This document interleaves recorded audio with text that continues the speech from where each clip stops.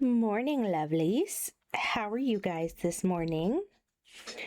I see Gasly, I see Cow, I see PW, I see Squirrel. Good morning, good morning. Sorry about not streaming the past couple days. Allergies have been kicking my butt. Absolutely kicking my butt. But good morning, good morning. Yeah, my eyeballs still hurt, and that sucks the most. You're stalling? What do you mean you're stalling? What are you stalling? Are you procrastinating? Is that what it is? Because my poor eyeballs. I was supposed to be live 45. Oh, fair. Well, hey, if you go live before we're done, I'm rating you. So, everybody here about to learn about some trains. We're gonna come raid you. Good morning, Cody and Zachalope.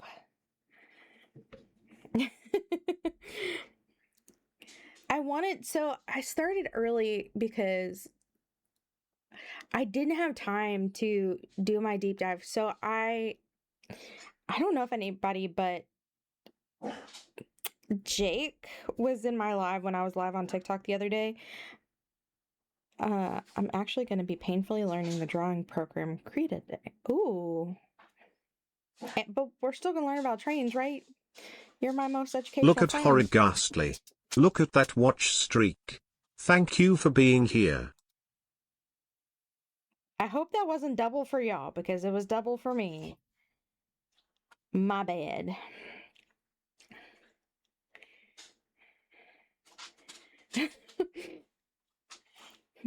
But congrats on a 25 stream streak. Okay, because I heard Barry twice, so it was fun. I think I'm gonna delay until 12 though because I need a nap. Fair. Yeah, I'm drawing trains, so there will be trains. Yay, trains! But yeah, I wanted to stream yesterday, and then I started working on stuff, and then it was like 1 o'clock, and I was like, I feel like crap, and I took a Benadryl and then full on conked out with the dogs. Cody. Hey, that's an appropriate sticky for this morning because I'm hungry because I didn't have time to eat because I woke up at 6 and I was fully awake. And I made the mistake of falling back asleep, of going back to bed. I was like, you know what? I'm gonna go back to bed. I'm gonna sleep for 30 minutes. And yeah, feed your cow. Like, I'm gonna have a cow. Dancing cow. Ooh, ooh, ooh. I forgot to tell y'all. So by Monday at the latest, is when I'm supposed to be getting my new emotes back. You fool. It's never 30 minutes. You already have a cow. I know. No, you're not a cow. Cow is a cow. But yeah, I'm hungry already. And I've been thinking about, because I'm gonna experiment today. So one thing about me when I cook, it's mostly experimenting. Ooh, cow's gonna stab Cody. Cow's gonna stab Cody. So today I'm gonna attempt to make a so I've been really wanting to experiment with lentils, okay? I've never had lentils, so I've been wanting to experiment. So I'm going to experiment and do a bean in lentil taco soup. So in the crock pot. So we're going to try it. Lentil tacos are good. See, it's going to be a taco soup, mostly because I'm using taco seasoning.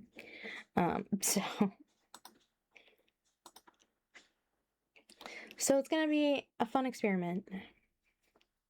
I'm hoping that there's not the taste of lentils because Mr. Bird doesn't like lentils. Um, but lentils, Cody, fun fact, are really good for those who have blood sugar issues like diabetes, prediabetes, PCOS, because of the fiber. Fun fact. Supposedly. You should learn Krita with me, Blue, so that way we can both struggle together and you can learn to draw some of your own stuff. See, I can't draw to save my life.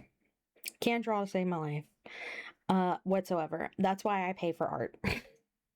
I would much rather pay for it than me struggle because I can't draw literally to save my life. I can barely write anything to save my life. Okay, but today's ad, the first ad, scripture is no temptation has overtaken you except what is common to mankind, and God is faithful. He will not let you be tempted beyond what you can bear, but when you are tempted, he will also provide a way out so you can endure it. Same. The art I did for you is the best. It's amazing though. No worries, PW. Absolutely lurk. We're gonna be in Leviticus 10 through 19.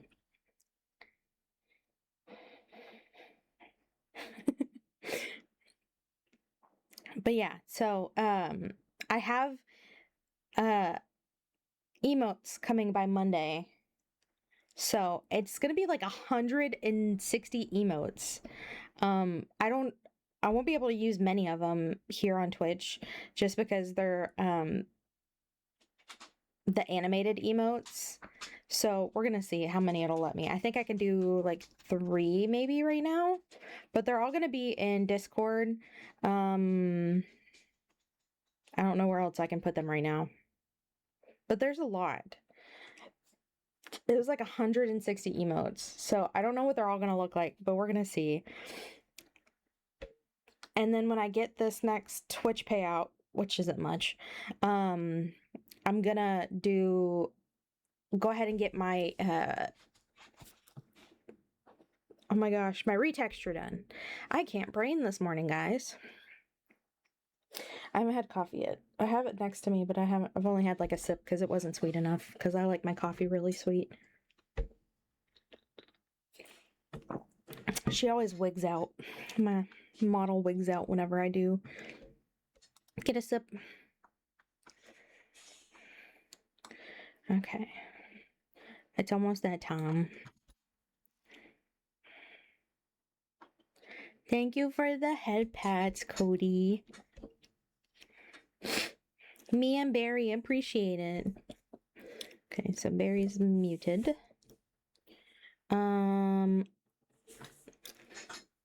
Oh, so I do plan on playing Baldur's Gate later because I've really been wanting to play.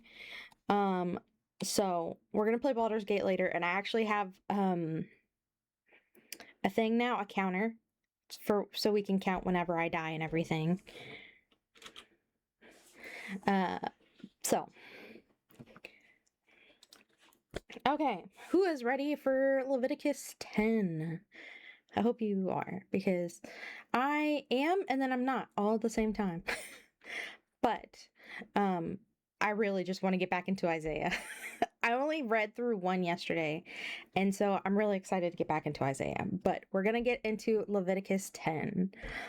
The death of Nadab and Abihu.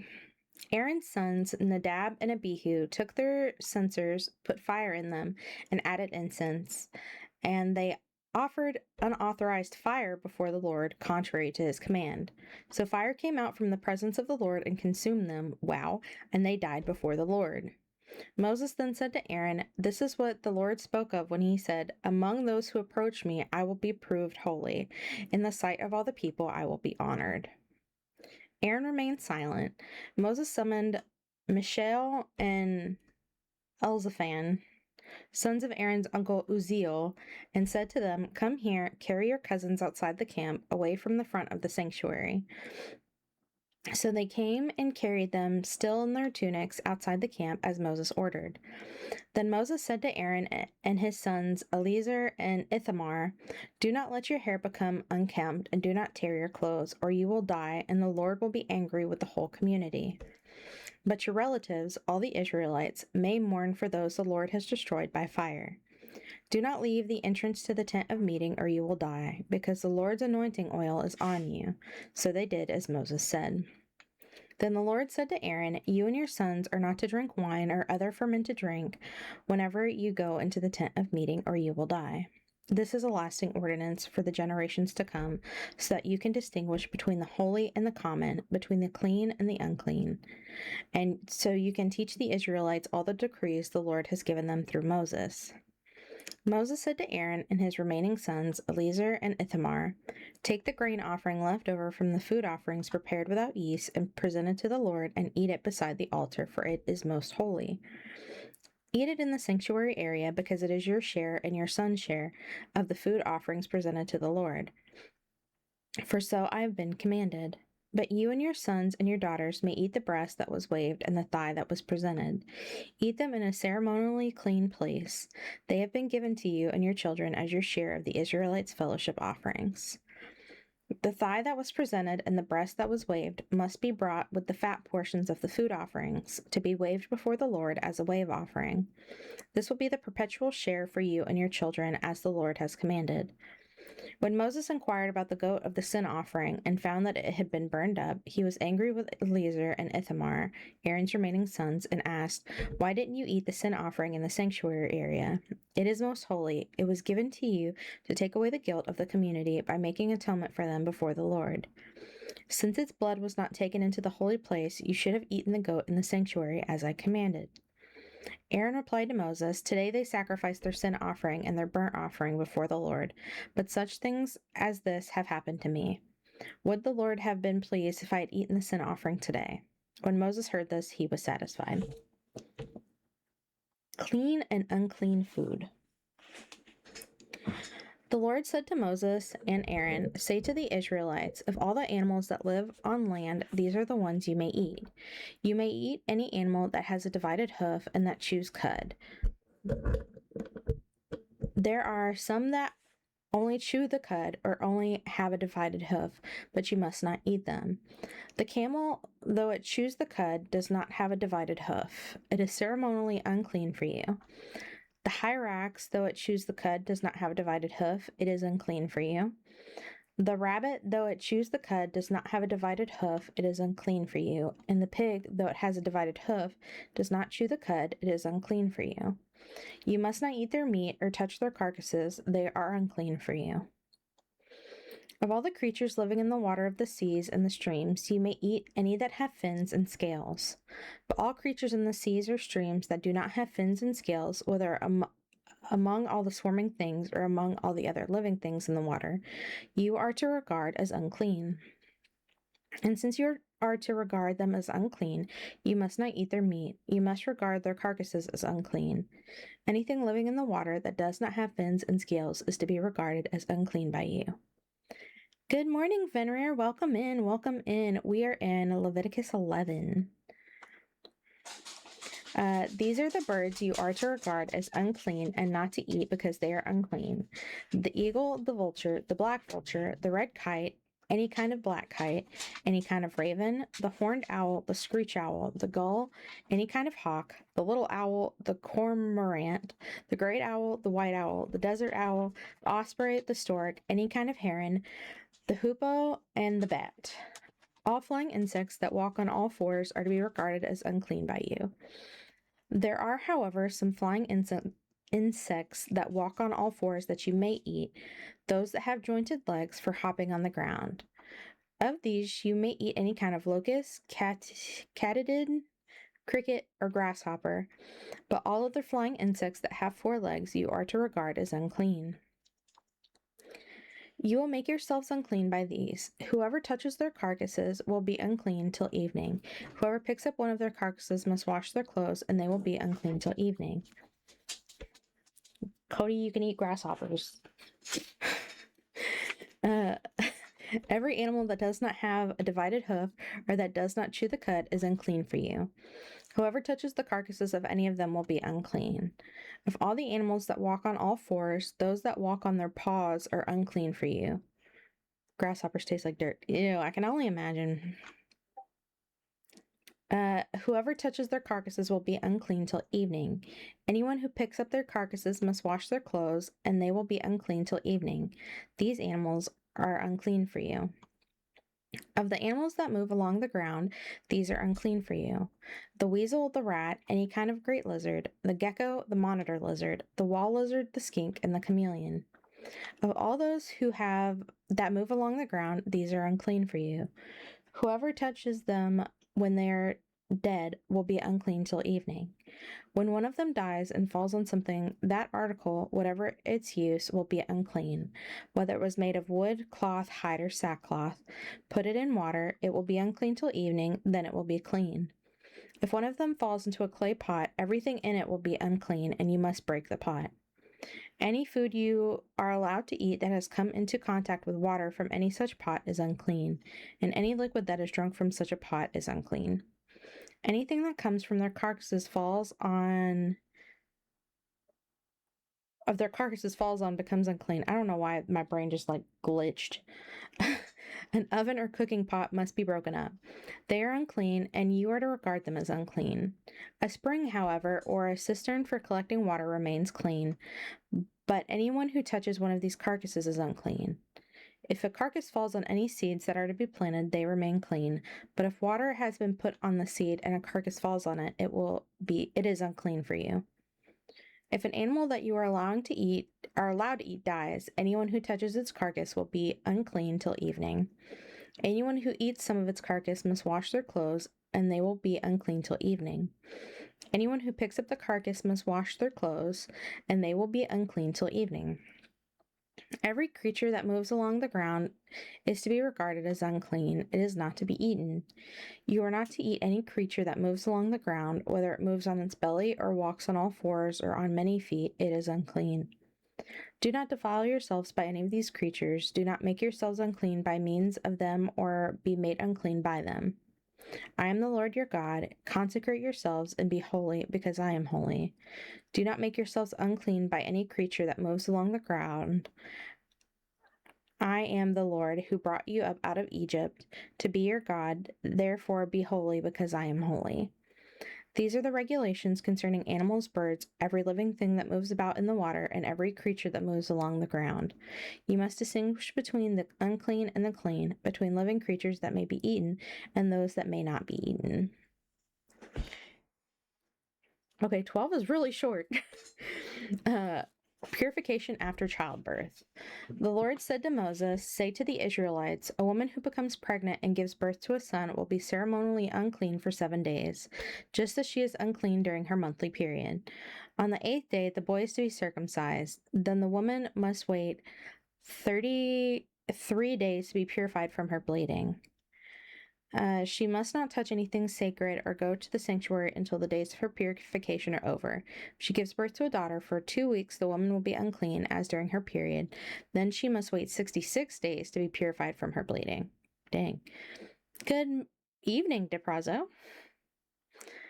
Good night, middle of the night. When the days of her purification for a son or daughter are over, she is to bring to the priest at the entrance to the tent of meeting a year-old lamb for a burnt offering and a young pigeon or a dove for a sin offering. He shall offer them before the Lord to make atonement for her, and then she will be ceremonially clean from her flow of blood. These are the regulations for the woman who gives birth to a boy or a girl. If she cannot afford a lamb, she is to bring 2 doves or 2 young pigeons, one for a burnt offering and the other for a sin offering. In this way, the priest will make atonement for her, and she will be clean. Regulations about defiling skin diseases. The Lord said to Moses and Aaron, "When anyone has a swelling or a rash or shiny spot on their skin, they may be a defiling skin disease. They must be brought to Aaron the priest or to one of his sons who is a priest. The priest is to examine the sore on the skin, and if the hair in the sore has turned white and the sore appears to be more than skin deep, it is a defiling skin disease. When the priest examines that person, he shall pronounce them ceremonially unclean. If the shiny spot on the skin is white but does not appear to be more than skin deep, and the hair in it has not turned white, the priest is to isolate the affected person for 7 days. On the 7th day, the priest is to examine them, and if he sees that the sore is unchanged and has not spread in the skin, he is to isolate them for another 7 days. On the 7th day, the priest is to examine them again, and if the sore has faded and has not spread in the skin, the priest shall pronounce them clean. It is only a rash. They must wash their clothes, and they will be clean. But if the rash does spread in their skin after they have shown themselves to the priest to be pronounced clean, they must appear before the priest again. The priest is to examine the person, and if the rash is spread in the skin, he shall pronounce them unclean. It is a defiling skin disease. When anyone has a defiling skin disease, they must be brought to the priest. The priest is to examine them, and if there is a white swelling in the skin that has turned the hair white, and if there is raw flesh in the swelling, it is a chronic skin disease, and the priest shall pronounce them unclean. He is not to isolate them because they are already unclean. If the disease breaks out all over their skin, and so far as the priest can see, it covers all the skin of the affected person from head to foot, the priest is to examine them, and if the disease has covered their whole body, he shall pronounce them clean. Since it has turned white, they are clean. But whenever raw flesh appears on them, they will be unclean. When the priest sees the raw flesh, he shall pronounce them unclean. The raw flesh is unclean, they have a defiling disease. If the raw flesh changes and turns white, they must go to the priest. The priest is to examine them, and if the sores have turned white, the priest shall pronounce the affected person clean, and then they will be clean. When someone has a boil on their skin and it heals, and in the place where the boil was, a white swelling or reddish white spot appears, they must present themselves to the priest. The priest is to examine it, and if it appears to be more than skin deep and the hair in it has turned white, the priest shall pronounce that person unclean. It is a defiling skin disease that has broken out where the boil was. But if, when the priest examines it, there is no white hair in it, and it is not more than skin deep and has faded, then the priest is to isolate them for 7 days. If it is spreading in the skin, the priest shall pronounce them unclean. It is a defiling disease. But if the spot is unchanged and has not spread, it is only a scar from the boil, and the priest shall pronounce them clean.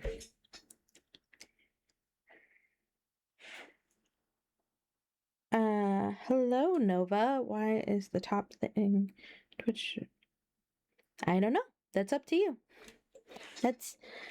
Well, if you're recommended, maybe you needed to see it. We're in Leviticus, but welcome in. When someone has a burn on their skin and a reddish white or white spot appears in the raw flesh of the burn, the priest is to examine the spot, and if the hair in it has turned white and it appears to be more than skin deep, it is a defiling disease that has broken out in the burn. The priest shall pronounce them unclean. It is a defiling skin disease. But if the priest examines it and there is no white hair in the spot, and if it is not more than skin deep and had faded, then the priest is to isolate them for 7 days. My goodness, I need a sip of water.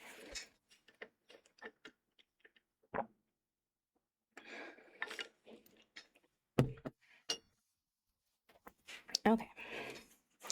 On the 7th day, the priest is to examine that person, and if it is spreading in the skin, the priest shall pronounce them unclean. It is a defiling skin disease. If, however, the spot is unchanged and has not spread in the skin but has faded, it is a swelling from a burn, and the priest shall pronounce them clean. It is only a scar from the burn. If a man or a woman has a sore on their head or chin, the priest is to examine the sore, and if it appears to be more than skin deep and the hair in it is yellow and thin, the priest shall pronounce them unclean. It is a defiling skin disease on the head or chin. But if when the priest examines the sore, it does not seem to be more than skin deep, and there is no black hair in it, then the priest is to isolate the affected person for 7 days. On the 7th day, the priest is to examine the sore, and if it has not spread, and there is no yellow hair in it, and it does not appear to be more than skin deep, then the man or woman must shave themselves except for the affected area, and the priest is to keep them isolated another 7 days. On the 7th day, the priest is to examine the sore, and if it is not spread in the skin and appears to be no more than skin deep, the priest shall pronounce them clean. They must wash their clothes, and they will be clean. But if the sore does not spread in the skin after they are pronounced clean, the priest is to examine them, and if he finds that sore has spread in the skin, he does not need to look for yellow hair, they are unclean. If, however, the sore is unchanged so far as the priest can see, and if the black hair has grown in it, the affected person is healed. They are clean, and the priest shall pronounce them clean. Man, this is a lot about skin infections and things. When a man or woman has white spots on the skin, the priest is to examine them, and if the spots are dull white, it is a harmless rash that has broken out on the skin. They are clean. A man who has lost his hair and is bald is clean. If he has lost his hair from the front of his scalp and has a bald forehead, he is clean.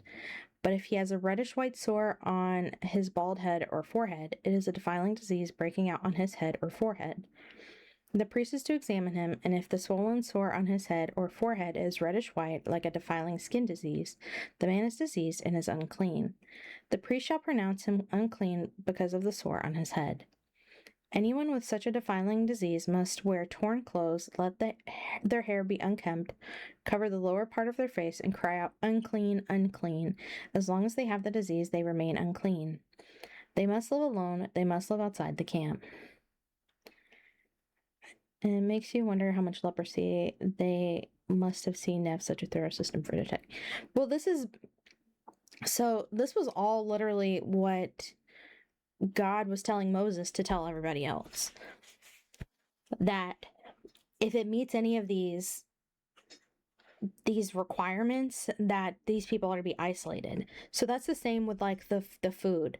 So because they didn't have ways of like properly preparing things, that's why it's okay. Yeah, so this is all the stuff that the Lord is telling Moses that they must regulate. Same with the food, because a lot of the animals that were seen as like unclean, they didn't have the ways to properly prepare it, and that's why they were unclean. So let's see. Regulations about defiling molds. Oh yay, mold. Let me get another sip of water before we hop into mold.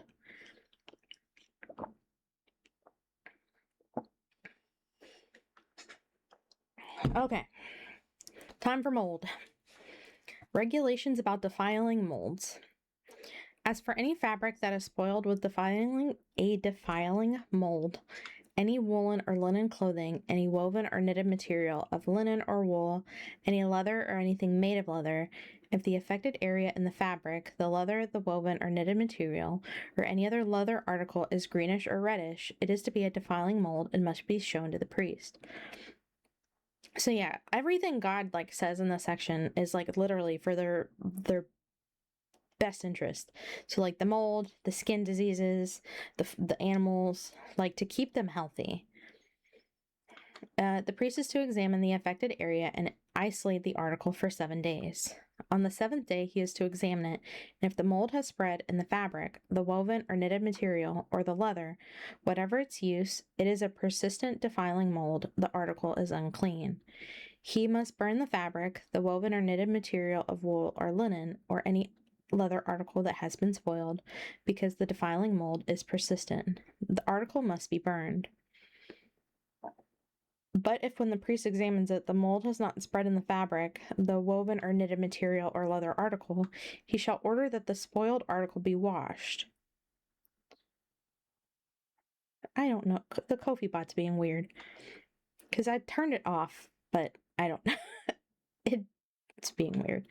Then he is to isolate it for another 7 days.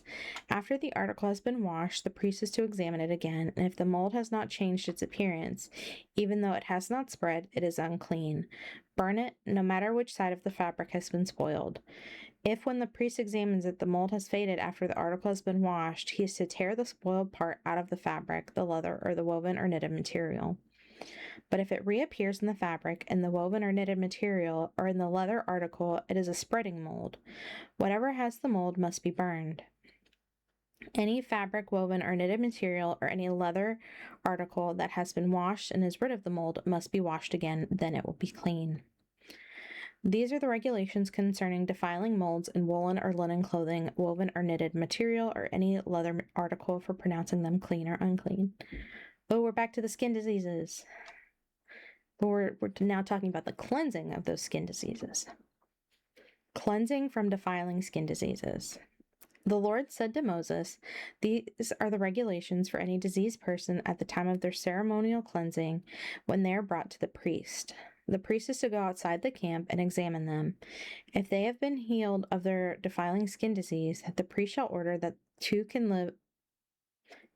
live, clean birds and some cedar wood, scarlet yarn, and hyssop be brought for the person to be cleansed. Then the priest shall order that one of the birds be killed over fresh water in a clay pot. He is then to take the live bird and dip it, together with the cedar wood, the scarlet yarn, and the hyssop, into the blood of the bird that was killed over the fresh water. 7 times he shall sprinkle the one to be cleansed of the defiling disease, then pronounce them clean. After that, he is to release the live bird in the open fields. The person to be cleansed must wash their clothes, shave off all their hair, and bathe with water. Then they will be ceremonially clean. After this, they may come into the camp, but they must stay outside their tent for 7 days. On the 7th day, they must shave off all their hair. They must shave their head, their beard, their eyebrows, and the rest of their hair. They must wash their clothes and bathe themselves with water, and they will be clean. On the 8th day, they must bring 2 male lambs and 1 ewe lamb, a year old, each one without defect, along with 3/10 of an ephah of the finest flour, mixed with olive oil for a grain offering, and 1 log of oil. The priest who pronounces them clean shall present both the one to be cleansed and their offering before the Lord at the entrance to the tent of meeting. Then the priest is to take one of the male lambs and offer it as a guilt offering, along with the log of oil. He shall wave them before the Lord as a wave offering. He is to slaughter the lamb in the sanctuary area where the sin offering and the burnt offering are slaughtered. Like the sin offering, the guilt offering belongs to the priest. It is most holy. The priest is to take some of the blood of the guilt offering and put it on the lobe of the right ear of the one to be cleansed, on the thumb of their right hand, and on the big toe of their right foot.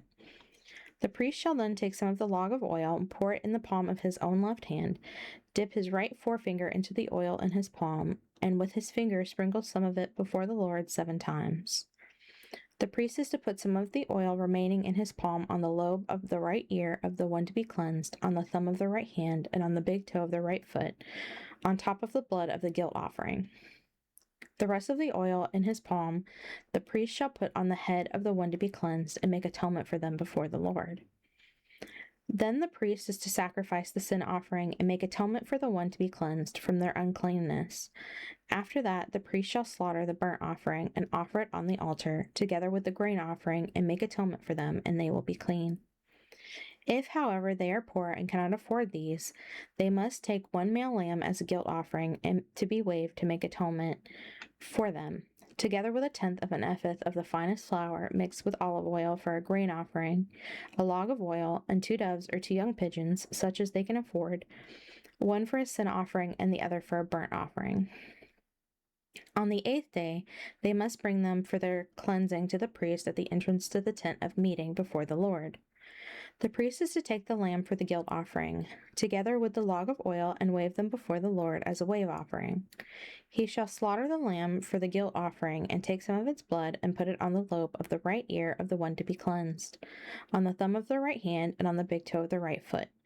The priest is to pour some of the oil into the palm of his own left hand, and with his right forefinger sprinkle some of the oil up from his palm 7 times before the Lord. Some of the oil in his palm is to be put on the same place as he put the blood of the guilt offering, on the lobe of the right ear of the one to be cleansed, on the thumb of the right hand, and on the big toe of the right foot. The rest of the oil in his palm the priest shall put on the head of the one to be cleansed, to make atonement for them before the Lord. Then he shall sacrifice the doves or the young pigeons, such as the person can afford. One is a sin offering, and the other is a burnt offering, together with the grain offering. In this way, the priests will make atonement before the Lord on the behalf of the one to be cleansed. These are the regulations for anyone who has a defiling skin disease and who cannot afford the regular offerings for the cleansing. Okay, now we're going to talk about the cleansing from defiling mold.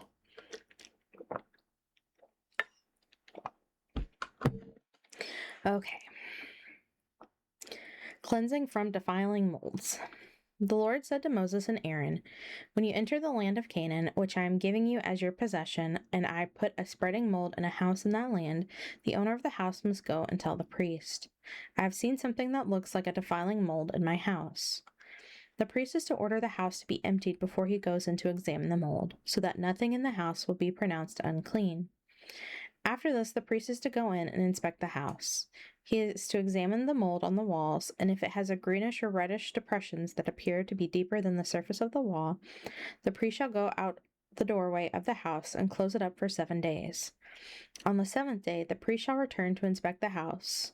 If the mold is spread on the walls, he is to order that the contaminated stones be torn out and thrown into an unclean place outside of town. He must have all the inside walls of the house scraped and the materials that is scraped off dumped into an unclean place outside of town. Then they are to take other stones to replace these and make new clay and plaster the house. If the defiling mold reappears in the house after the stones have been torn out and the house scraped and plastered, the priest is to go and examine it, and if the mold has spread in the house, it is a persistent defiling mold.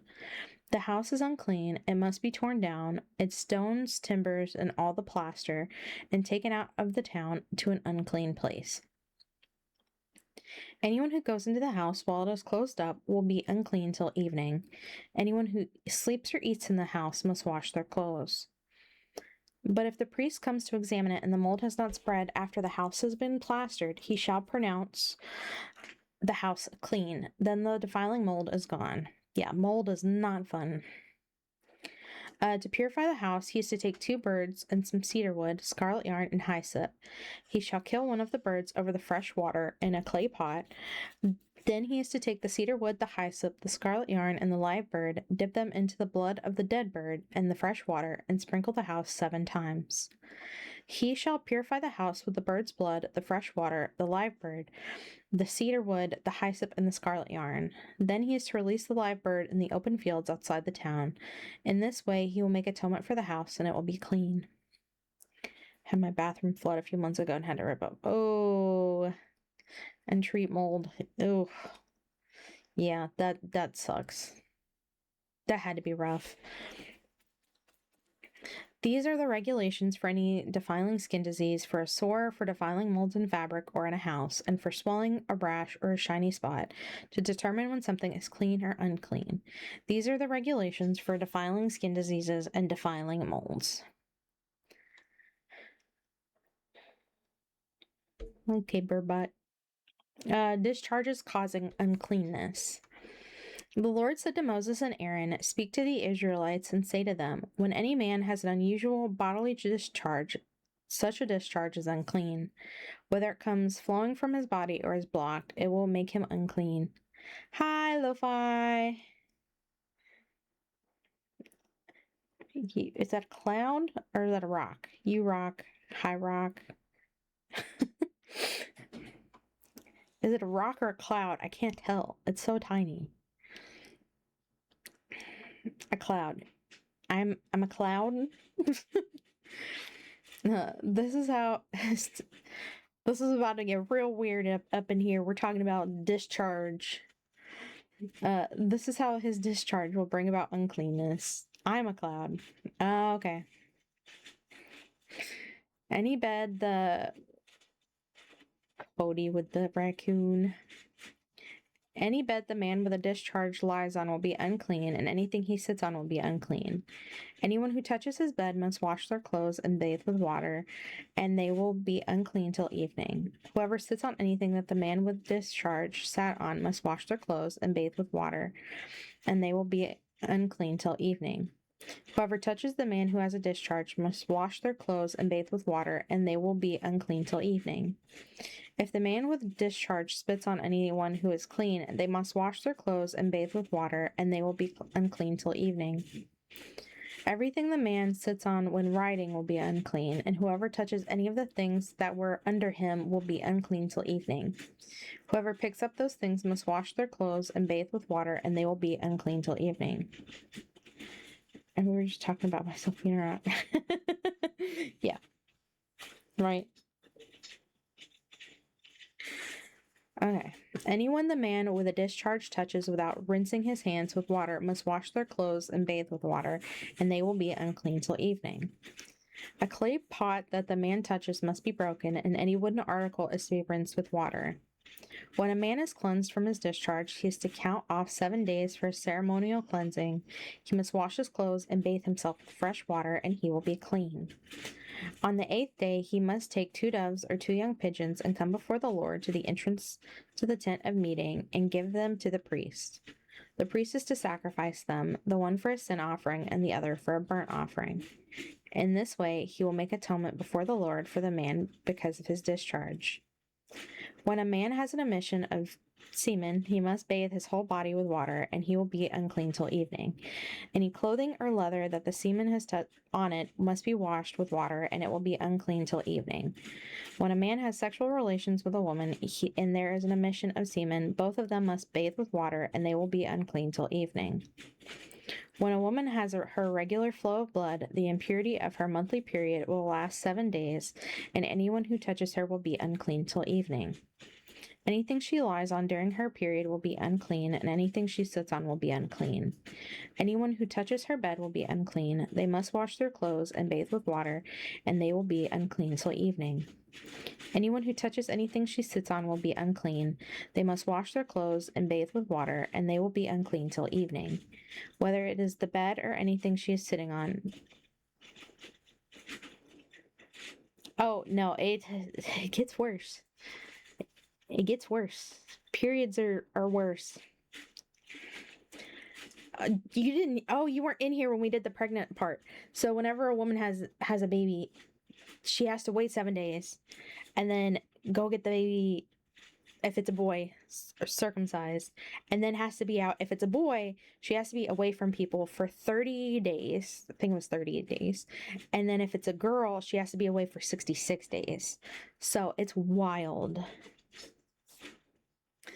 But blood is very bad because they didn't want, so God was telling them all this, and it's really about the blood because of the bleeding, because of all the diseases you can get from spreading. Okay, from spreading blood.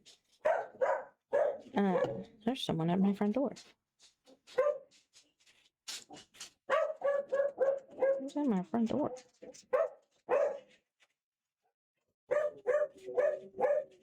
I have a ghost. A ghost rang my front door. Literally no one's there. That's funny. That's not the first time that's happened though. No, they only had cloth. But okay, so the blood. No, it didn't even catch anybody walking up. No, I'm not even a ding dong ditch. The ghost ding dong ditched. Okay. But hey, Jake. But yeah, so my camera didn't catch anybody. So nobody came to the door. It just decided to ring, but it's not the first time that's happened. You made it. You made it just in time for bodily fluids in Leviticus. So blood was a big thing because of the diseases you can get from the spreading of blood. Okay. So that's especially with women, because they bleed for so long, also makes for a lot of diseases that can be spread by touching that blood. If that makes sense. Let's see. Okay, anyone who touches anything she sits on will be unclean. They must wash their clothes and bathe with water, and they will be unclean till evening. Whether it is the bed or anything she was sitting on, when anyone touches it, they will be unclean till evening. If a man has sexual relations with her and her monthly flow touches him, he will be unclean for 7 days, and any bed he lies on will be unclean. So that's just because of the safety of, interacting with blood, because they didn't have antibiotics and things like that. So God was just protecting them. Jesus changed a lot, but I feel like staying away from period blood is just still a good law. I'm gonna refund your what the dog doing because it doesn't do it during the Bible reads. Well, we do have rules when it comes to blood. Now, so Jesus did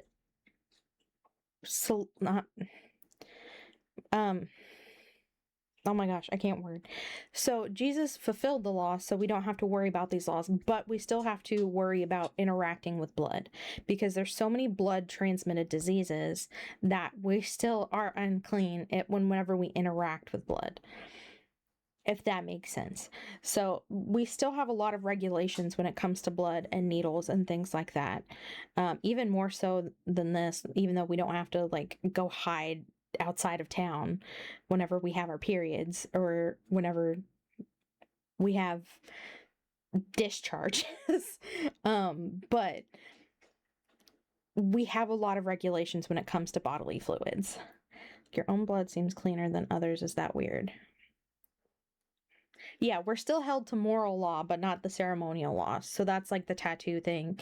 The clean and unclean animals, uh, those kind of laws.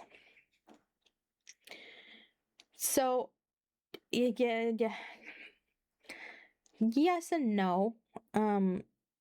Your own blood, maybe if you're the only one touching it, but you're still washing and cleaning after touching blood, yes. But then there's still the regulations of wash your hands. Wash your hands. Aren't pigs considered unclean at this time? In some cultures, yes, because so anything that's considered a bottom feeder is technically, even in today's age, considered unclean. So like pigs, shrimp, shellfish in general. Um, let's see, I can't even think of any more. Oh my gosh, I can't. No, you're good. You just came in. So yeah, we just went past we already passed the animals. There's some birds too, like vultures, things like that. We just have the means by which to clean them. Yeah, so we have ways to clean things now, and that's kind of why those laws don't have to exist today. Because all of these laws that are in Leviticus are for, the health and um, the betterment of, this group because they didn't have the. I love bacon. Beef bacon's not bad. Land animals that do not have split hooves and chew the cud, sea life without fins and scales, most birds of prey and scavengers, creeping bugs, and all the reptiles are amphibians. Yeah, so those are the ones to not eat that were unclean during this time.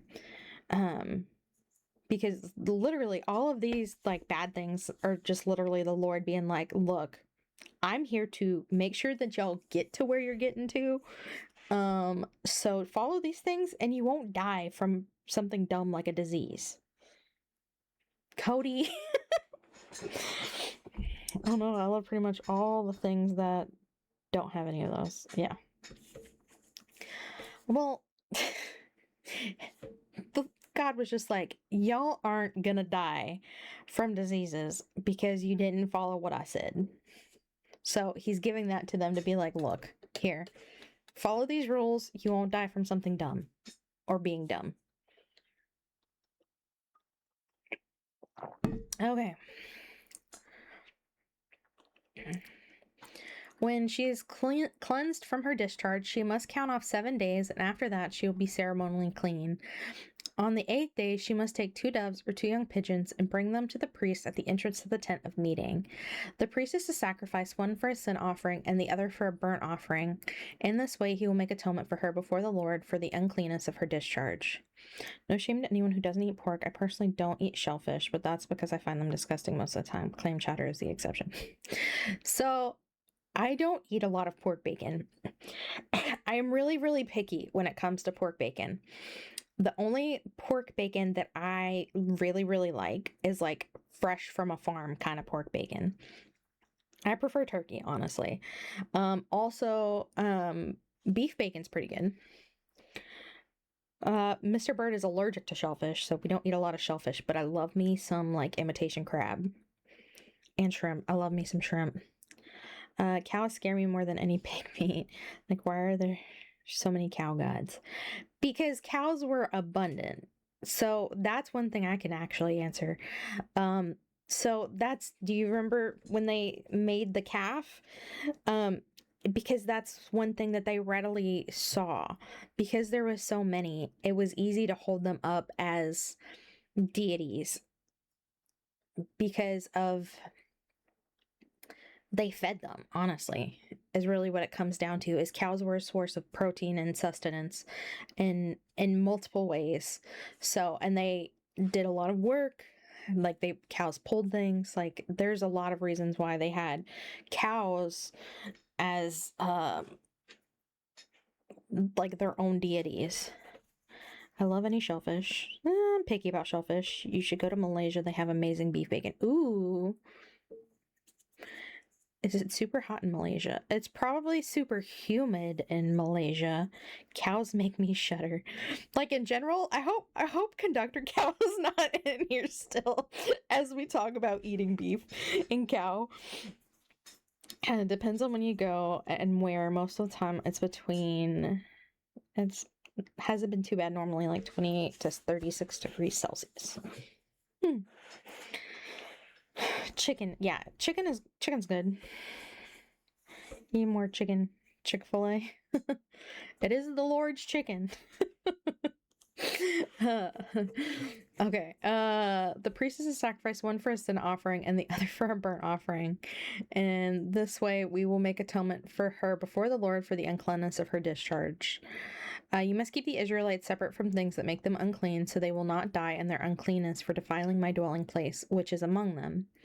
These are the regulations for a man with a discharge, for anyone made unclean by an emission of semen, for a woman in her monthly period, for a man or a woman with a discharge, and for a man who has sexual relations with a woman who is ceremonially unclean. Also, to also kind of put that into perspective too. So in the New Testament, there's the woman who touches the hem of Jesus' garment to be healed. So she had a bleeding disease where, I think in today we would probably equate it to like endometriosis or something like that, where she was just in pain and was bleeding. Like she never stopped having her period essentially. And so she was put off from the people. Like she couldn't be around people. For fear of, punishment. So she risked punishment. No, she wasn't a leper. She had a bleeding disease. So that's what made this so interesting with her is she risked being amongst people and making others unclean in the hopes that Jesus could heal her. Like that faith is amazing to me too. There's plenty of lepers, but no, she full on had a bleeding disease. And it says it, so like that's crazy because like people would not let her near them. So she was essentially like a beggar. I just thought about it. Is that why the one guy who had the leg injury or whatever is one that would help him because he was unclean? Yeah. So a lot of them that had illnesses were to be put apart. Even in like the later like New Testament times, because of they were so not stingy, so particular about the laws they followed from the Old Testament. They it's hard to explain. So they were really wanting to keep things clean. Social distancing, it's older than you think. Absolutely. That's just crazy how this just clicked all these other things that happen later on, right? See, so that's kind of the purpose of like reading through like Leviticus and things like that is to see how later when Jesus comes, how stingy they are, or not. I keep saying stingy. I keep wanting to say stingy. How the law affected the people to such a degree that when Jesus came and basically said, you don't have to follow these specific laws anymore. It's just amazing. And that I'm here to fulfill the law. So cool. Okay, we got 3 more to get through. The Day of Atonement. The Lord spoke to Moses after the death of the 2 sons of Aaron who died when they approached the Lord. The Lord said to Moses, tell your brother Aaron that he is not to come whenever he chooses whenever he chooses, into the most holy place behind the curtain in front of the atonement cover on the ark, or else he will die. For I will appear in the cloud over the atonement cover. This is how Aaron is to enter the most holy place. He must first bring a young bull for a sin offering and a ram for a burnt offering. He is to put on the sacred linen tunic with linen undergarments next to his body. He is to tie the linen sash around him and put on the linen turban. These are sacred garments, so he must bathe himself with water before he puts them on. From the Israelite community, he is to take 2 male goats for a sin offering and a ram for a burnt offering. Aaron is to offer the bull for his own sin offering to make atonement for himself and his household. Then he is to take the 2 goats and present them before the Lord at the entrance to the tent of meeting. He is to cast lots for the 2 goats, one lot for the Lord and the other for the scapegoat. Hey, also, this is where scapegoat comes from. Fun fact. Aaron shall bring the goat whose lot falls to the Lord and sacrifice it for a sin offering. But the goat chosen by lot as the scapegoat shall be presented alive before the Lord to be used for making atonement by sending it into the wilderness as a scapegoat. See, isn't that so interesting? Because it's one of those things that you just you hear it all the time and you've never really thought oh, I wonder where scapegoat comes from. It comes from the Bible. Aaron shall bring the bull for his own sin offering to make atonement for himself and his household, and he is to slaughter the bull for his own sin offering. He is to make a censer full of burning coals from the altar before the Lord and 2 handfuls of finely ground fragrant incense and take them behind the curtain. He is to put the incense on the fire before the Lord, and the smoke of the incense will conceal the atonement cover above the tablets of the covenant law, so that he will not die. He is to take some of the bull's blood and with his finger sprinkle it on the front of the atonement cover. Then he shall sprinkle some of it with his finger 7 times before the atonement cover. It comes from the Bible. That happens a lot, yet people are always surprised, right? See, before I actually started reading the Bible, I didn't know that, but I also never took the time to sit there and look it up. He shall then slaughter the goat for the sin offering for the people and take its blood. Yeah, the Bible is really old. And take its blood behind the curtain and do with it as he did with the bull's blood. He shall sprinkle it on the atonement cover and in front of it. In this way he will make atonement for the most holy place because of the uncleanness and the rebellion of the Israelites, whatever their sins have been. He is to do the same for the tent of meeting, which is among them in the midst of their uncleanness. No one is to be in the tent of meeting from the time Aaron goes in to make atonement in the most holy place until he comes out, having made atonement for himself, his household, and the whole community of Israel. Then he shall come out to the altar that is before the Lord and make atonement for it. And I saw on Instagram when Bible 2 dropping. We better hope it does. Yes and no. But there's not going to be a Bible 2. It's going to be Jesus coming back to take us with him. That's Bible 2. He shall take some of the bull's blood and some of the goat's blood and DePrazzo, that was so nice.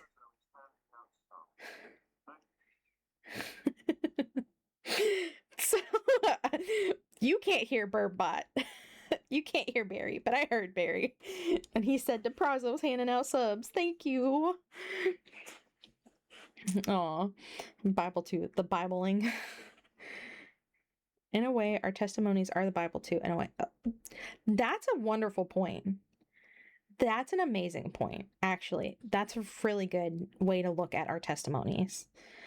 Another thing about our testimonies is I get some videos on TikTok, and one came across and it said that, are we using our testimonies to talk about the things that are good happening in our life? Kofi Bot's dumb. That is happening right now, or are we using our testimonies to focus too much on the past? And that was something that you really have to think about. Our testimonies are powerful, but are we using that to keep us in the past? Or is it to help us in the now, seeing how great God is doing things now? So, Revelation is almost the start of Bible 2. Kind of. Wait, hold on. Do we focus on past actions a lot? We do. Bible 2, the prequel. Yeah, so a lot of people use their testimony. So some people even hear testimonies, like some testimonies, and are like, oh, well, you're glorifying all the bad things you did. Like, no, I'm trying to glorify God, but this is where I was. And so you're giving me way too much credit. So testimonies are so interesting. Wait, what prequel? What? No, the prequel is Revelations. They're joking about Bible 2, and that Revelation was uh oh my gosh, prequel for Bible 2.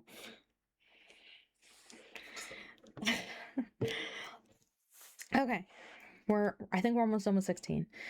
He shall sprinkle some of the blood on it with his fingers. Get your tickets now.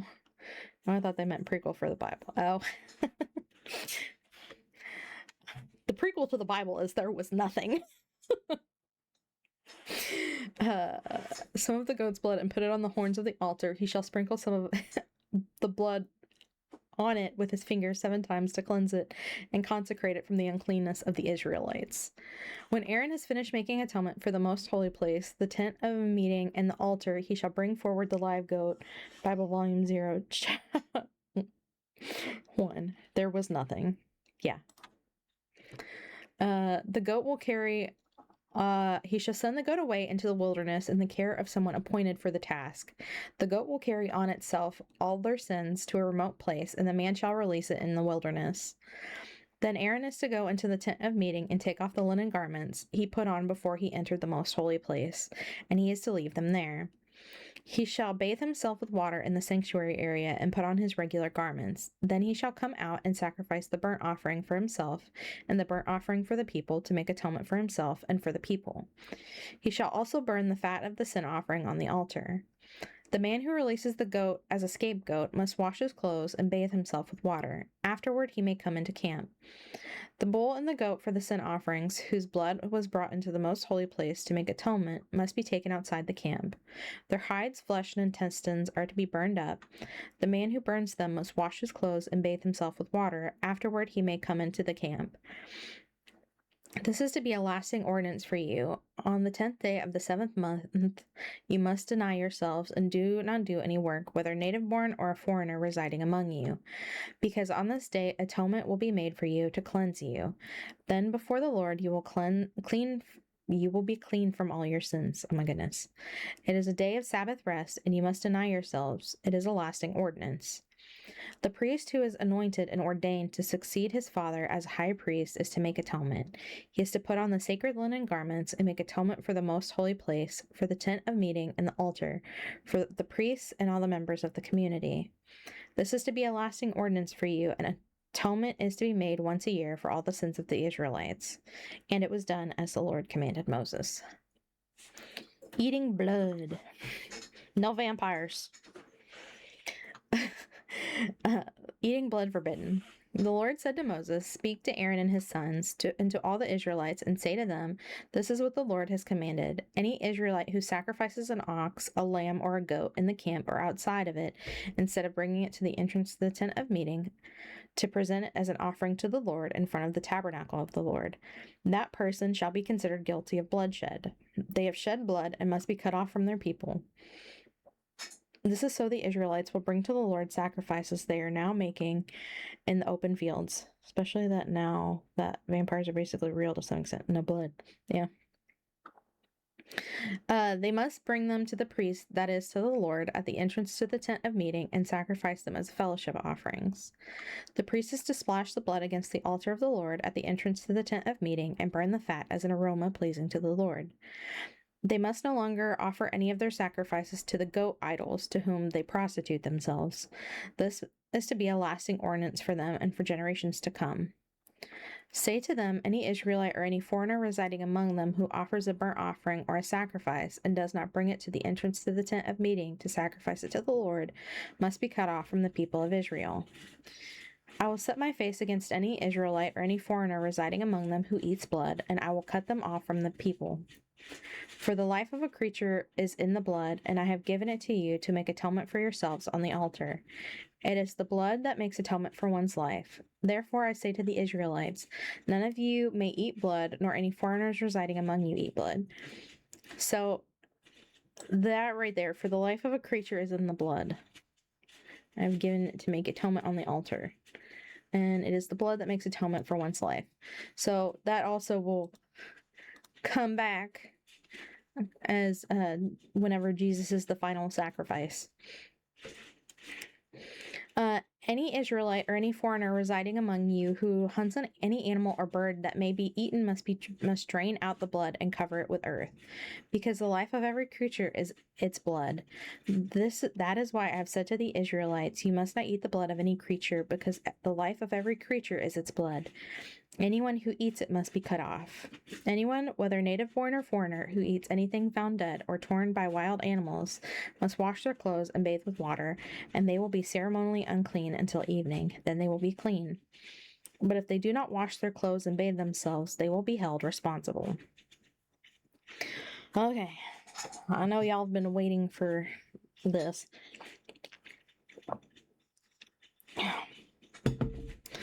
We're getting to the nitty-gritty stuff. Unlawful sexual relations. The Lord said to Moses, speak to the Israelites and say to them, I am the Lord your God. You must not do as they do in Egypt, where you used to live, and you must not do as they do in the land of Canaan, where I am bringing you. Do not follow their practices. You must obey my laws and be careful to follow my decrees. I am the Lord your God. Keep my decrees and laws, for the person who obeys them will live by them. I am the Lord. No one is to approach any close relative to have sexual relations. I am the Lord. Do not dishonor your father by having sexual relations with your mother. She is your mother. Do not have relations with her. I feel like a lot of this is just self-explanatory. Do not have sexual relations with your father's wife. That would dishonor your father. This is wild because it would be straightforward and say no incest or stepsons. Got us to be so specific so people won't try to find loopholes. Correct. Like, he had to spell this out like as simple as possible. Do not have sexual relations with your sister, either your father's daughter or your mother's daughter, whether she was born in the same home or elsewhere. Do not have sexual relations with your son's daughter or your daughter's daughter. That would dishonor you. Do not have sexual relations with the daughter of your father's wife, born to your father. She's your sister. Yeah, this all seems like, just so y'all know, type situation for the people there. We've seen the royalties, family trees, so many cousins. Yeah, siblings married. Is it okay to say some sentences funny? Or go ahead. God invented humor for a reason. Yeah. Some of it you gotta kind of laugh at. Because, like, you would think that this was kind of common, but I don't know. Do not have sexual relations with your father's sister. She is your father's close relative. Do not have sexual relations with your mother's sister because she is your mother's close relative. Do not dishonor your father's brother by approaching his wife to have sexual relations. She is your aunt. Do not have sexual relations with your daughter-in-law. She is your son's wife. Do not have relations with her. Like, he literally has to spell out, bro, don't try to get with your son's wife. Oh, is the stream freezing for anyone else? I hope not. I paused for a second, but that was it.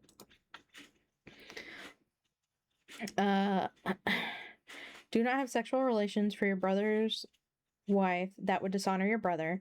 Do not have sexual relations with both a woman and her daughter. Do not have sexual relations with either her son's daughter or her daughter's daughter. They are close relatives. That is wickedness.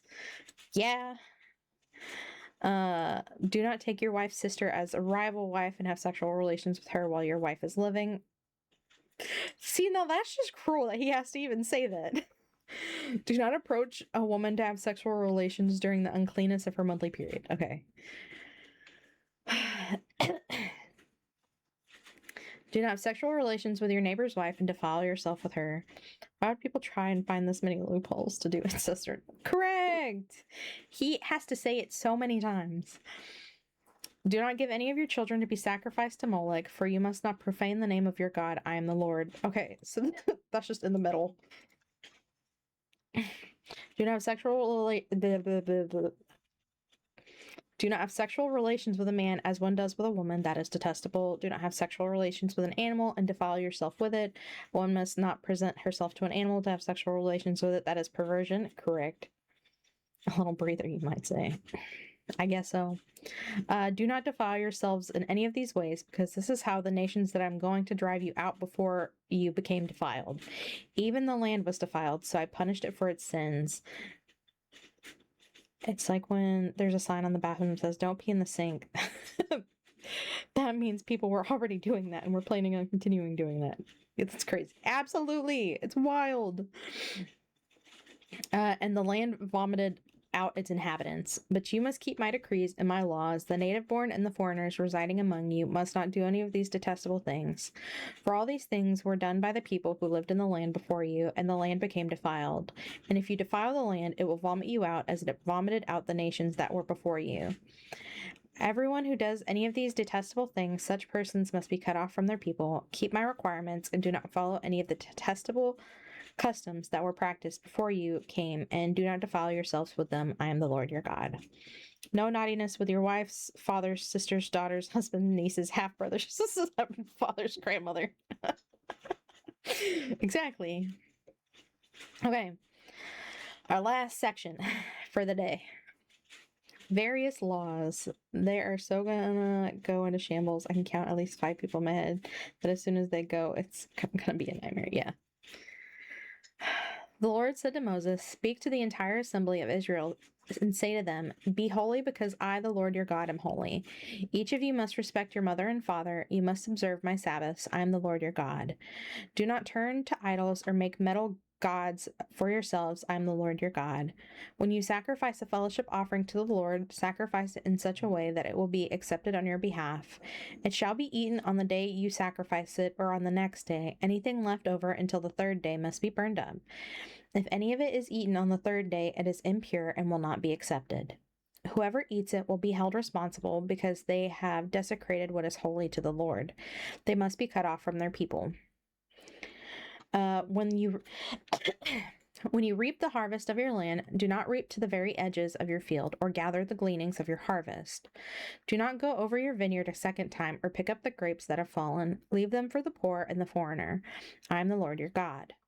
Do not steal, do not lie, do not deceive one another. Do not swear falsely by my name, so profane the name of your God. I am the Lord.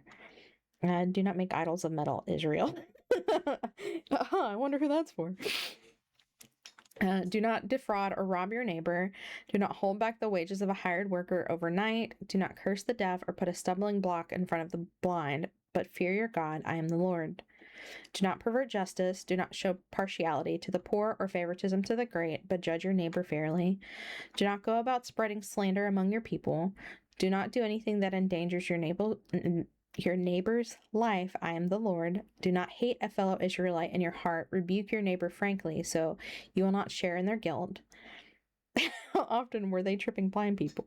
He's just stating it beforehand. He's like, I know you guys are awful, so I'm going to say this now, that I'm going to punish you if you just mess with people and be horrible people, okay? Do not seek revenge or bear a grudge against anyone among your people, but love your neighbor as yourself. I am the Lord. Keep my decrees. Do not mate different kinds of animals. Do not plant your field with 2 kinds of seed. God's foresight is like no others, to be frank. Yeah. Do not wear clothing woven of 2 kinds of material. If a man sleeps with a female slave who is promised to another man, but who has not been ransomed or given her freedom, there must be due punishment. Yet they are not to be put to death because she has not been freed. The man, however, must bring a ram to the entrance to the tent of meeting for a guilt offering to the Lord. With the ram of the guilt offering, the priest is to make atonement for him before the Lord for the sin he has committed, and his sin will be forgiven. When you enter the land and plant any kind of fruit tree, regard its fruit as forbidden. For 3 years you are to consider it forbidden. It must not be eaten. In the 4th year all its fruit will be holy, an offering of praise to the Lord. But in the 5th year you may eat its fruit. Snooze that one more time. You may eat its fruit. In this way, your harvest will be increased. I am the Lord your God. Do not eat any meat with blood still in it. Do not practice divination or seek omens. Do not cut the hair at the sides of your head or clip the edges of your beard. Do not cut your bodies for the dead or put tattoo marks on yourselves. I am the Lord. Okay, I have tattoos, but tattoos were meant for like pagan rituals back then. Fun fact. Do not degrade your daughter by making her a prostitute, or the land will turn to prostitution and be filled with wickedness. Observe my Sabbaths and have reverence for my sanctuary. I am the Lord. Do not turn to mediums or seek out spiritists, for you will be defiled by them. I am the Lord your God. Stand up in presence of the aged, show respect for the elderly, and revere your God. I am the Lord. When a foreigner resides among you in your land, do not mistreat them. The foreigner residing among you must be treated as your native born. Love them as yourself, for you were foreigners in Egypt. I am the Lord your God. Do not use dishonest standards when measuring length, weight, or quantity. Use honest scales and honest weights, an honest ephah and an honest hin. I am the Lord your God who brought you out of Egypt. Keep all my decrees and all my laws. Follow them. I am the Lord.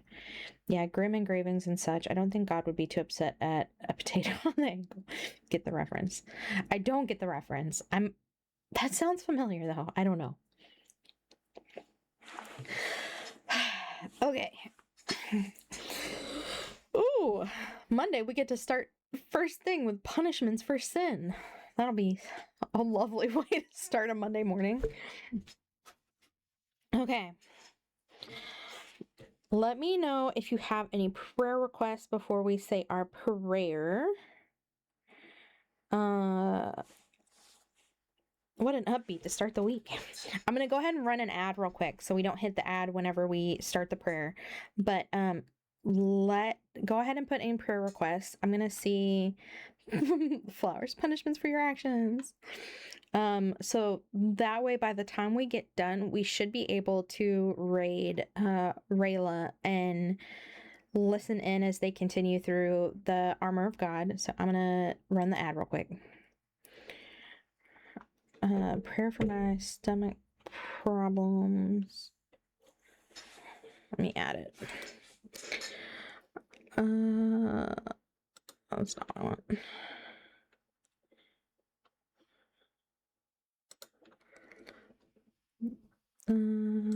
Let's see. Let me add it to my prayer board.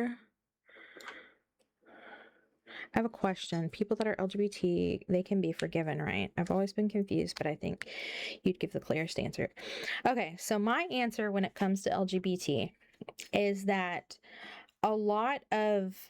Oh, scared me. That made a loud noise. And Dad is having problems focusing on chronic headaches. Oh man, Ghastly. Hopefully they can figure that out. Still sucks that they still haven't given you an answer. One second, let me enter these prayers. So I have them tracked.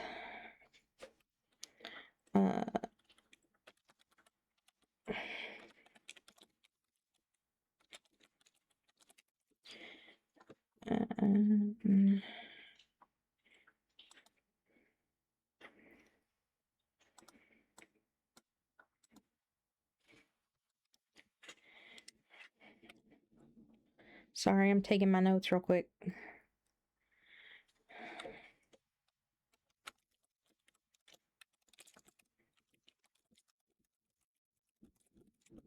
When is her appointment?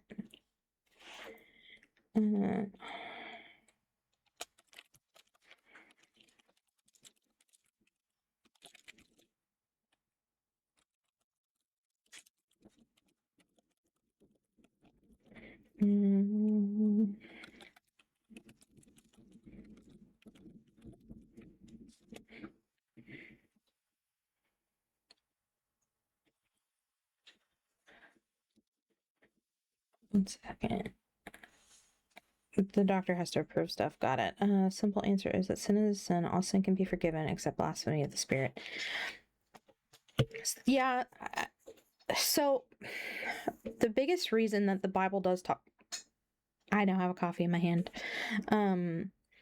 one of the biggest reasons that it's talked about in the Bible like it is because a lot of like that was for prostitution in a lot of the sanctuaries, because that was a big issue, especially like in the Church of Corinth, that that's a big reason why that like women were told that they couldn't speak in Timothy, I think.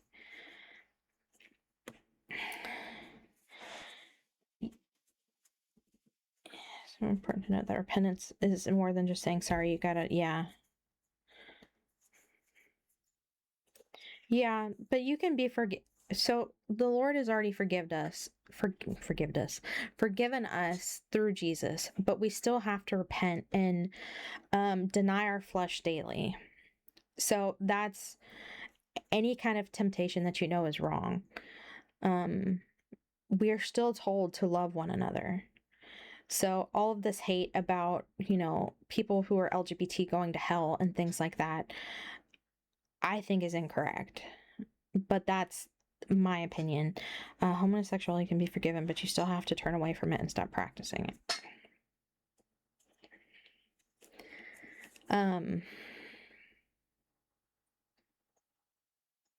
I also think it has a lot to do with love. Because if just we're told to turn away from love. Humans and love them, yeah. I don't think you should go around telling people who are LGBT to, that, oh, well, they're going to hell if they don't turn away from it. That's not correct. We're told that all we need is to love and confess with our hearts and mouths that Jesus died for our sins. But we also need to be accepting of people. Like, yeah, people are going to have their own lives, and we can't sit here and judge them for the speck in their eye when we have a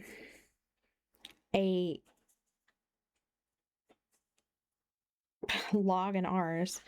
Definitely,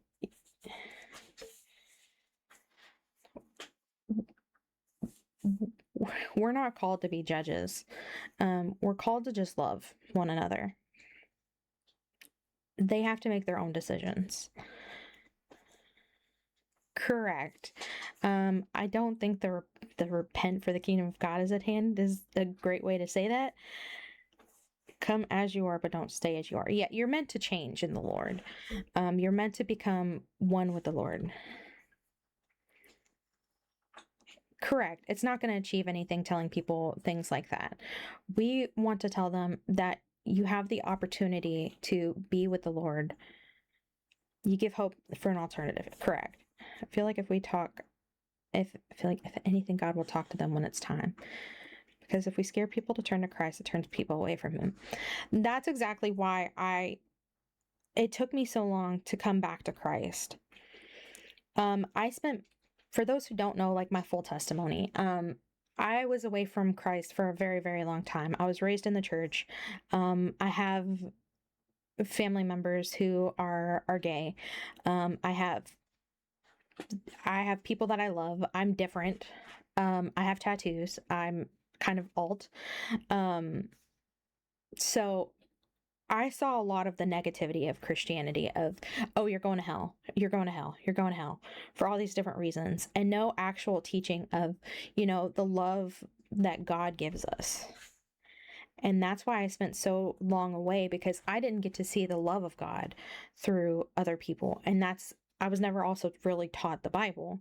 So a few years ago, I came back and I felt the love of God in its entirety. And it wasn't even really through anyone. It was just, I finally felt that connection to God that I never felt growing up. And so when I finally felt it, that's why I'm so into the Word, and I want to read through everything in the Bible. That's why I started this, is so I want to read the Bible, but then also I want to help other people who had similar experiences to me of, not feeling seen or loved or heard by the Christian community and didn't feel the love of God at the time, I want them to feel the love of God. And that's my biggest thing. I don't want to spread fear. I don't know what just happened. My screens went to sleep. But I don't want to spread any fear. I want everyone to see that God is love. And that's one of the biggest messages of the Bible for me. So that's why I've been wanting to do this series and do my own studies. That's why I'm thinking of going to seminary, because I want to know everything I can about God, because ultimately God is love to me. And so that's kind of the summarized version of my testimony. I'm actually one of the only Christians in my main friend group, and I try to just ease into talking about the Lord and his kindness and stuff to my friends. Do you think that's good? Absolutely. You can always start small. Talking about religion is hard sometimes.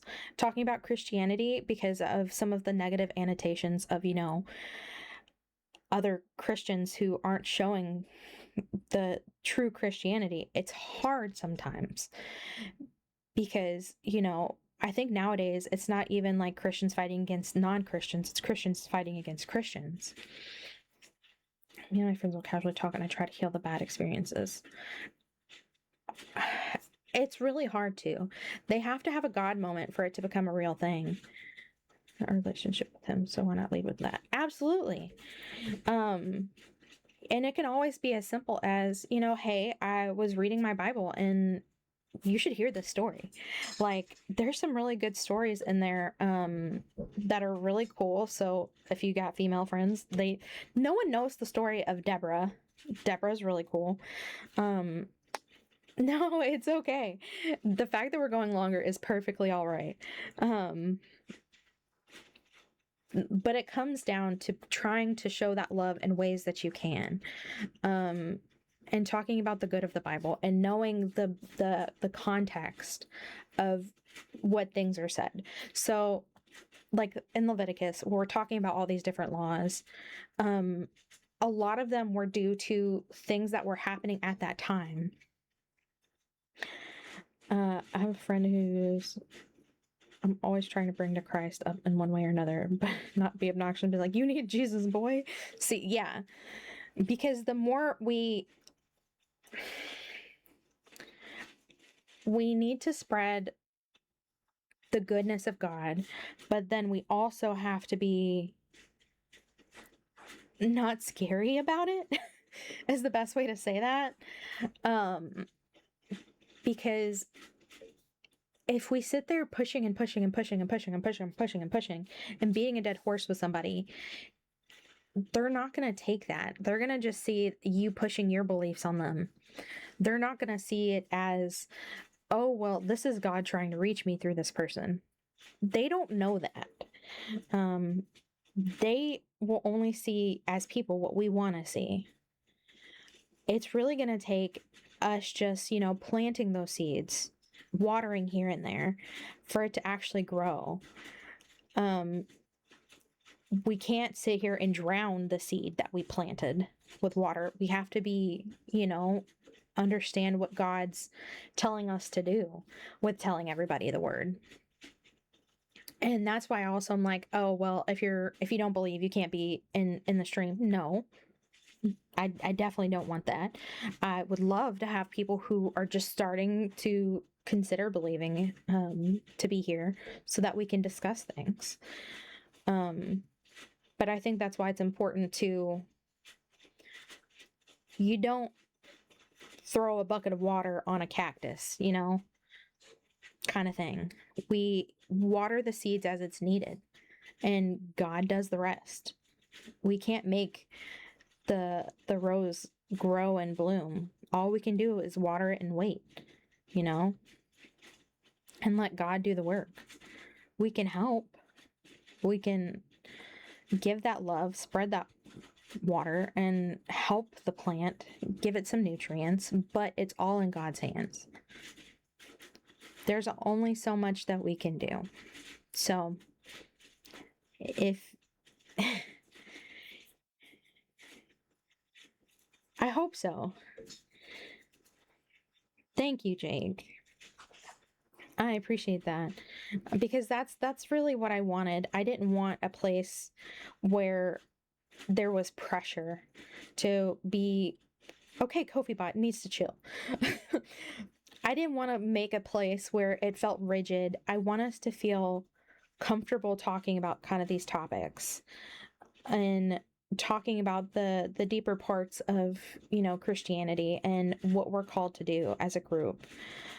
Um I didn't want there to be stress on like feeling like you had to know every single thing because I absolutely don't know every single thing. I'm still learning myself. So I didn't want anyone to feel like they had to be perfect. I for sure am not.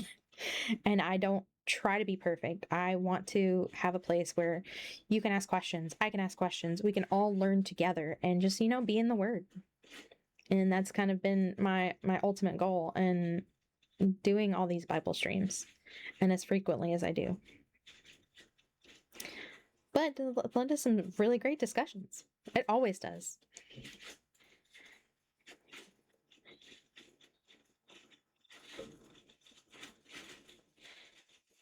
I think they're late anyway. Bird is the words. Bird, bird, bird, bird, bird, bird. Bird is the word. Bird, bird, bird, bird, bird. Let's see. I might not raid today because Rayla, they haven't started their episode yet. It is Friday, right? I don't know what day it is. Bird, bird, bird, bird, bird, bird. Bird is the word. Bird, bird, bird, bird, bird. Okay. Okay, to make sure I got it. I think I might have missed somebody. I did get Ghastly's. I got Lo-Fi for prioritizing tasks. Ghastly, their mom's appointment's coming up, and their dad's still having chronic headaches and problems focusing. And peace for them.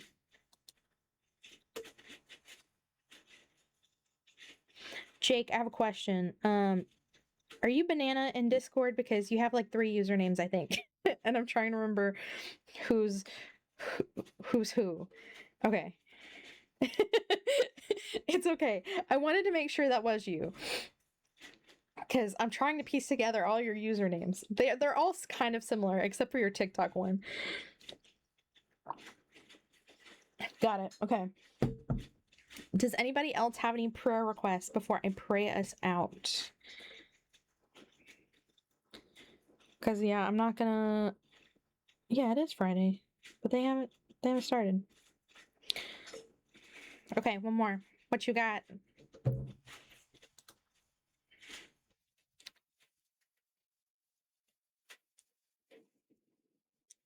So I can add it.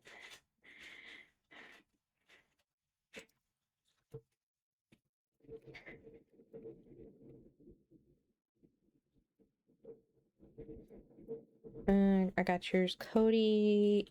I'm also adding that you stay safe in this heat, Cody, because it's a lot, and you got to be careful. I have a friend in Israel, and I just pray to keep her safe and help her come to Christ.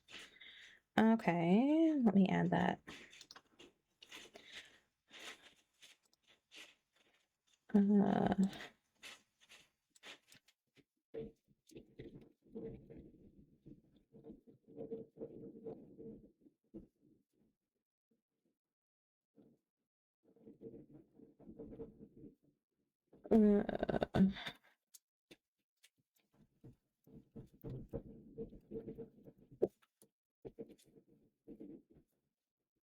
Staying positive has been extremely hard to do. I get that. It's been a rough time for people lately. This heat's not helping anybody.